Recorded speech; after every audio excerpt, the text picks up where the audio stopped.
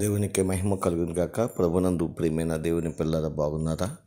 దేవుని మహాదయని బట్టి దేవాది దేవుడు తన కృపలో మనలను జ్ఞాపకం చేసుకొని ఉదయకాల సమయంలో చక్కటి సమయాన్ని ప్రభు మనందరికి అనుగ్రహించారు. రండి పరిశుద్ధ గ్రంథం నుంచి ఒక చిన్న మాట మనం జ్ఞాపకం చేసుకుందాం.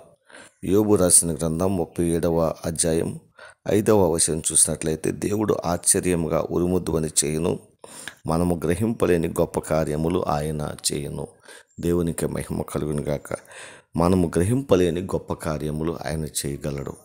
మన జీవితాల్లో మనము గ్రహించలేకపోవచ్చు, కానీ ఆయన మన జీవితాల పట్ల గొప్ప కార్యములు జరిగించి మనందరినీ కూడా ఉన్నతముగా ఆశీర్వదించి ఉన్నతమైనటువంటి జ్ఞానముతో నడిపించి మన జీవితాల్లో గొప్ప కార్యాలు జరిగించి మనల్ని గొప్ప ఉన్నతమైన స్థితికి హెచ్చించే గొప్ప దేవుడు అని పరిశుద్ధ గ్రంథము మనకు జ్ఞాపకం చేస్తూ ఉంది. నా ప్రియమైన దేవుని పిల్లరా, నిజమే, దేవుడు మన పట్ల గొప్ప కార్యాలు జరిగించాలంటే మనము కూడా దేవుని యొక్క సన్నిధిలో కష్టములైన, ఇబ్బందులైన, శోధనలు వచ్చిన, సమస్యలు వచ్చినా కంగారు పడకుండా దేవుని వైపు మన హృదయాన్ని పెట్టగలిగినట్లయితే వాటన్నిటిలో నుండి దేవుడు మన జీవితాన్ని అద్భుతమైన రీతిలో మలచగలిగిన వాడు. ఒకవేళ నువ్వు ఎటువంటి బాధలో ఉన్నా, ఎటువంటి ఇబ్బందికరమైన పరిస్థితులు ఉండగా ఒకవేళ వెళుతున్నా భయపడవద్దు. ధైర్యంగా యోబు వలె నిరీక్షణతో దేవుని సన్నిధిలో విశ్వాసముతో కనిపెట్టి మనం ఉండగలిగినప్పుడు ఖచ్చితంగా దేవుడు ఒక దినాన్ని గ్రహింపలేనటువంటి గొప్ప కార్యాలని మన జీవితాల్లో జరిగిస్తాడు. అటువంటి విశ్వాసాన్ని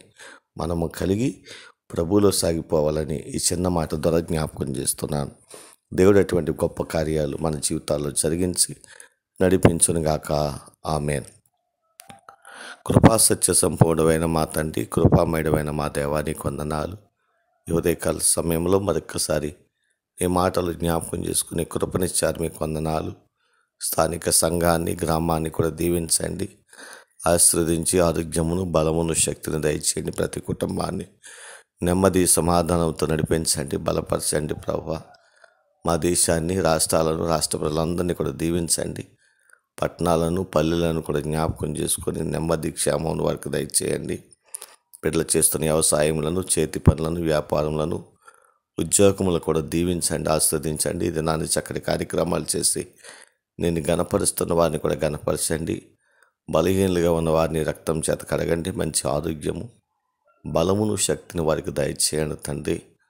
అయ్యా, ఈ దినాన్ని ఎవరి సమస్యలతో కన్నీళ్లు కారుస్తున్నారు, వారి ప్రతి సమస్యల నుండి వారిని విడిపించండి. దేవా, నిరీక్షణతో వారు ఎదురు చూసినప్పుడు గొప్ప జయాన్ని వారి జీవితాల్లో పొందుకుంటారని విశ్వాసంతో ఎదురు చూసే భాగ్యం దయచేయండి.